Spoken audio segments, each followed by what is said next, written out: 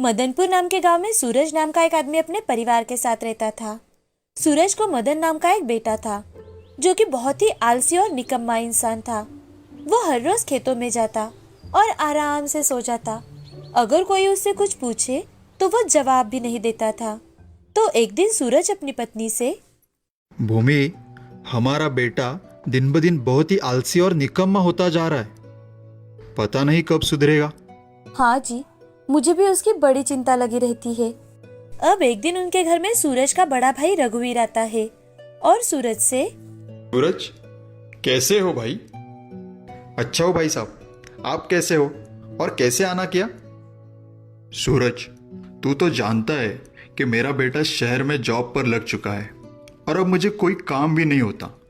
तो मैं सोच रहा था कि क्यों ना अपनी भैंस को बेच दूं। अगर तुम्हारी नजर में कोई ऐसा हो जो भैंस खरीदना चाहता हो तो मुझे बताना। जी जरूर भाई साहब। रघुवीर के वहां से जाते ही सूरज मन ही मन, क्यों ना भाई साहब से मैं ही भैंस खरीद लूं ताकि मेरा निकम्मा बेटा कुछ कर सके। सूरज अपने मन की बात भूमि को बताता है और रघुवीर से उसकी भैंस को खरीद लेता है। सूरज के बार बार बोलने पर मदन भैंस का दूध निकालकर शाम के समय गांव में ही बेचने लगा। साथ ही मयूर नाम के एक इंसान के गांव के बाहर हाईवे पर चाय की दुकान थी जहां मदन सुबह दूध बेचकर आता था। लोग भी उसके भैंस के दूध की प्रशंसा करते। अब धीरे धीरे उसके पास पैसे आने लगे तो उसके मन में लालच आने लगा। एक दिन वो मन ही मन, क्यों ना मैं दूध में थोड़ा पानी डाल दूं ताकि मुझे और पैसे मिल सके। दूसरे ही दिन से मदन दूध में पानी डालने लगा। अब वो हाईवे पर 2-3 ढाबों पर दूध बेचने लगा। महीना 2 महीना गुजर जाने के बाद मदन अपने दूध में पानी की मात्रा को बढ़ाने लगा। तो एक दिन गांव की एक औरत, मदन भैया, आजकल आप कुछ दूध अच्छा नहीं देते। क्या बात है? कहीं आप दूध में पानी तो नहीं मिलाने लगे? अरे नहीं भाभी जी, ऐसी कोई बात नहीं है। किसी और की तो कोई कंप्लेंट नहीं आई। अब मदन ने कुछ और ज्यादा भैंस खरीद ली, लेकिन उसमें दूध कम, पानी ज्यादा होता था। दिन ब दिन उसका लालच इतना ज्यादा बढ़ गया कि उसने किसी की शिकायत ना आए इसीलिए दूध में मिलावट करना शुरू कर दिया ताकि दूध पर आने वाली मलाई अच्छी आए और लोग मदन जो भाव बोले वो दे सके। अब धीरे धीरे लोग बीमार पड़ने लगे और बीमारी का कारण डॉक्टर ने दूध बताया। तो सरपंच जी, मदन, मदन जी कहिए सरपंच जी।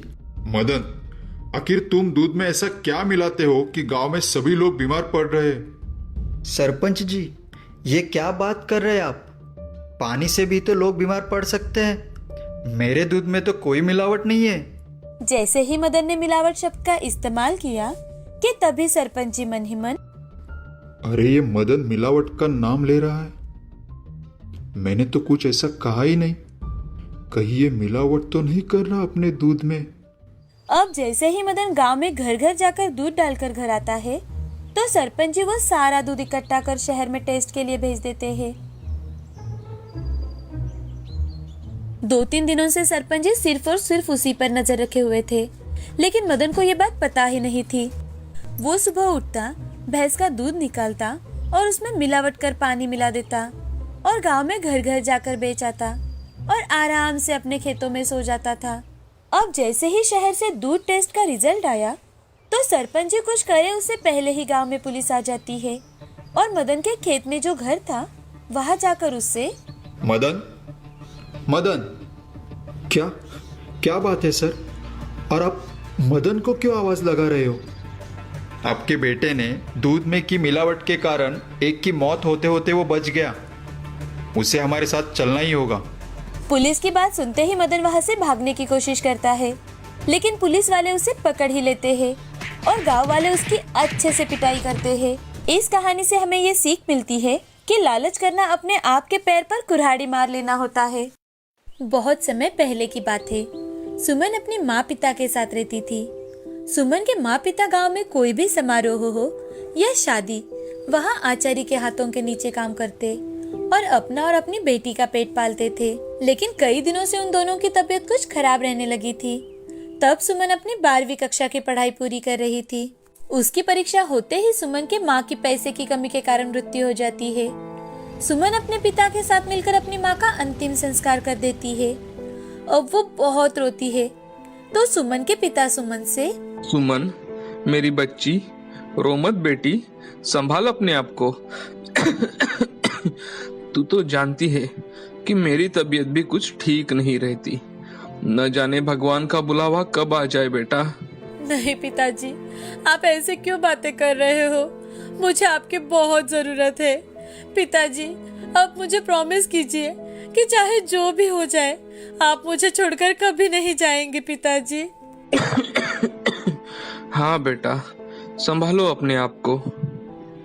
पिताजी, अब मैं आपका बहुत अच्छे से ख्याल रखूंगी। हाँ बेटा ठीक है, चलो अब तुम सो जाओ। अब सुमन और उसके पिता सो जाते हैं। कुछ दिन ऐसे ही बीत जाते हैं। सुमन काम ढूंढने की कोशिश कर रही थी, लेकिन उसे कहीं पर भी कोई काम नहीं मिल रहा था। उसी दौरान सुमन की दोस्त मीरा, जो बहुत ही अमीर घर की लड़की थी, जो हमेशा सुमन की मदद कर दिया करती थी। सुमन की मदद करना मीरा के पिता को बिल्कुल भी पसंद नहीं था। एक दिन सुमन मीरा के घर जाती है तो उसे देख मीरा के पिता, मीरा देखो, आ गई तुम्हारी भिखारी दोस्त। कितनी बार कहा है तुम्हें कि ऐसे लोगों के मुंह मत लगा करो, लेकिन तूने तो पूरे जमाने का ठेका लेके रखा है ना। मीरा के पिता की बातें सुनकर सुमन के मन को बहुत ठेस पहुंचती है, लेकिन वो कुछ कहे बिना ही वहां से चली जाती है। तो मीरा उसे आवाज लगाने लगती है, सुमन, सुमन सुन तो।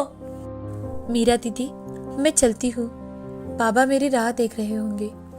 देखा देखा मीरा, तूने कैसी अकड़ होती है इन गरीब लोगों में।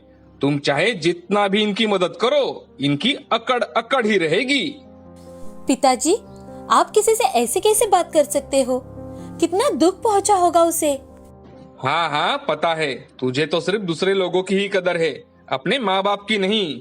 अब देख, तेरी जल्द ही शादी होने वाली है, तो जब तक तू यहाँ है जरा अच्छे लोगों के साथ रहा कर। अब मीरा के पिता सुमन के घर जाते हैं और वहां जाकर सुमन के पिता से, देख रघु, तेरी बेटी मेरी बेटी से बराबरी करना चाहती है। उसे बोल देना, चाहे जो हो, आज के बाद मेरी बेटी मीरा के साथ नहीं दिखनी चाहिए। अपनी औकात में रहना सीख। मीरा सुमन से 5 साल बड़ी थी, लेकिन फिर भी वो अच्छी दोस्त थी। क्योंकि एक बार की बात है, जब मीरा कॉलेज जा रही थी तो कुछ लड़के उसे छेड़ रहे थे। तो ये देख सुमन ने मीरा से छोटी होकर भी उन सबको अच्छा खासा सबक सिखाया था, और उस दिन से किसी ने भी मीरा को परेशान नहीं किया था। उसी दिन से मीरा और सुमन एक दूसरे के पक्के दोस्त बन चुके थे। मीरा हमेशा सुमन को पैसे देकर उसकी मदद करती थी, और सुमन भी गांव में जो भी काम मिले वो सारे काम करती। लेकिन रघु की दवाइयों के लिए सुमन को मीरा से पैसे लेने ही पड़ते थे। अब मीरा की मंगनी थी, जिसमें मीरा ने सुमन को भी बुलाया था। उसे देख मीरा के पिता सुमन से, तुझे कहा था ना मैंने कि अपना यहाँ मुंह मत दिखाना। सुबह सुबह आकर सारा मूड खराब कर दिया। गरीब की औलाद कहीं की, खुद की तो कोई इज्जत नहीं होती तुम्हारी, हमारी भी इज्जत के साथ खिलवाड़ करना चाहती हो। नहीं नहीं नहीं चाचा जी, ऐसे तो।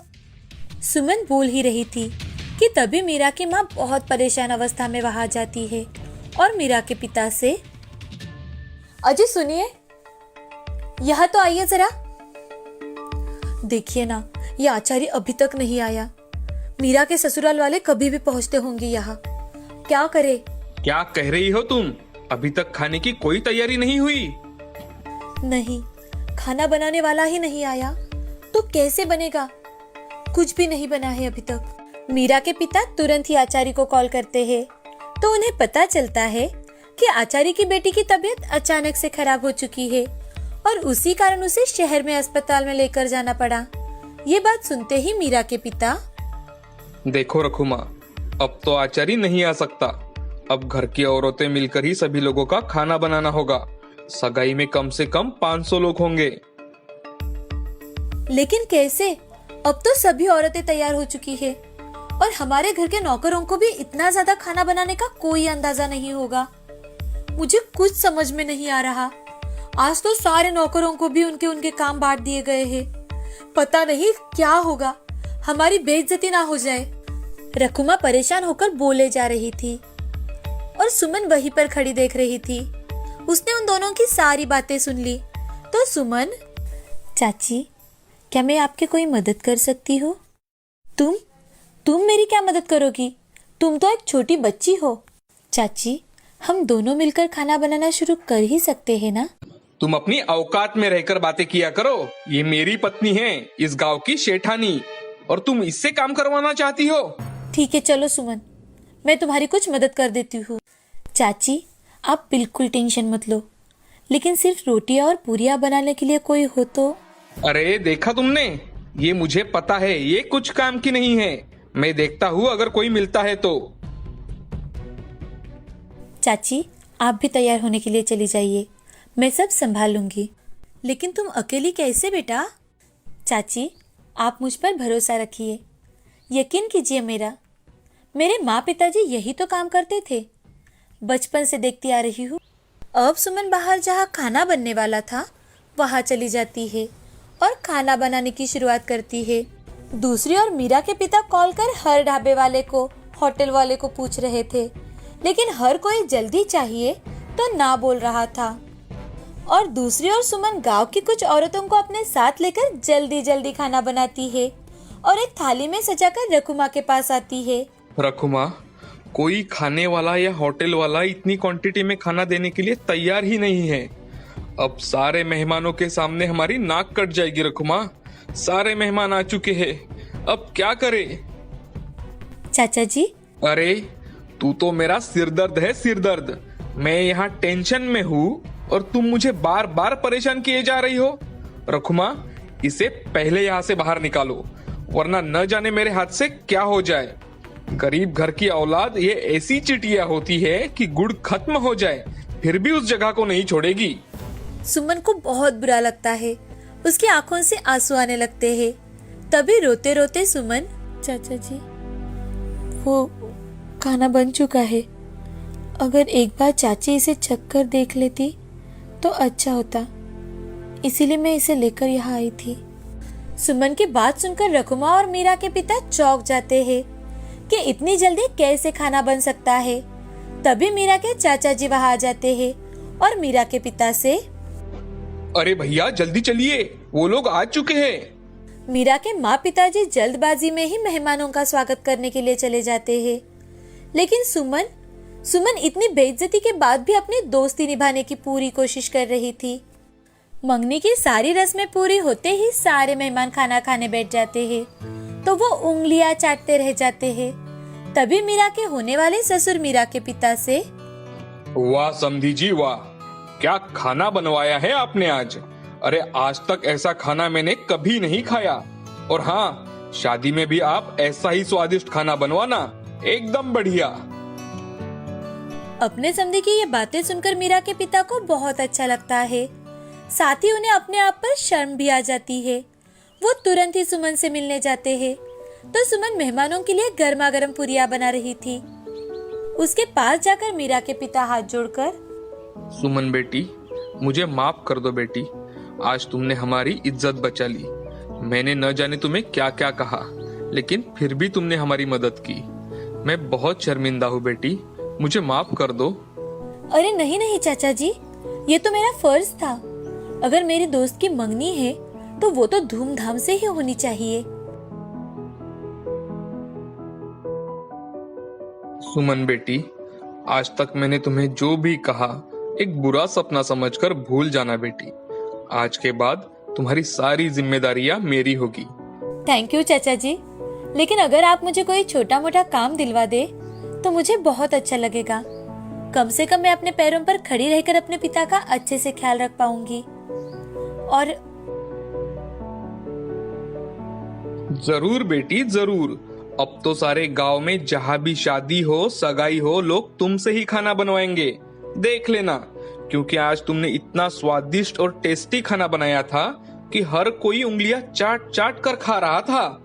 आज के बाद जब भी तुम्हें किसी भी चीज की जरूरत हो, तुम बेझिझक मुझसे कह सकती हो। उस दिन से सुमन गांव के हर एक समारोह में खाना बनाने के ऑर्डर्स लेने लगी। इतना ही नहीं, अपने पिता का ख्याल रखते रखते उसने अपनी आगे की पढ़ाई भी शुरू की।